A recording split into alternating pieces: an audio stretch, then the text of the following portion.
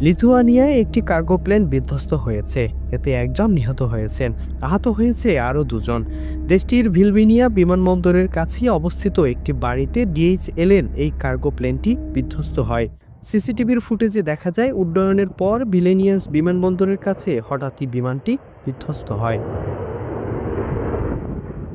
বার্তা সংস্থা রয়টার্স জানিয়েছে, অবতরণের সময় বিমানটি একটি বাড়িতে আঘাত হানলে এটি আগুনে বিধ্বস্ত হয় এবং এতে একজন ক্রু সদস্য নিহত হন।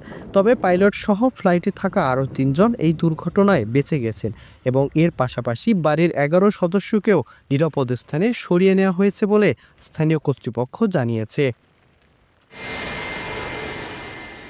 জার্মানির লেপজিগ থেকে উড্ডয়ন করা এই কার্গো বিমানটি ভিলবিনিয়াস বিমানবন্দরে অবতরণের সময় রানওয়ে থেকে কয়েক কিলোমিটার দূরে বিধ্বস্ত হয়।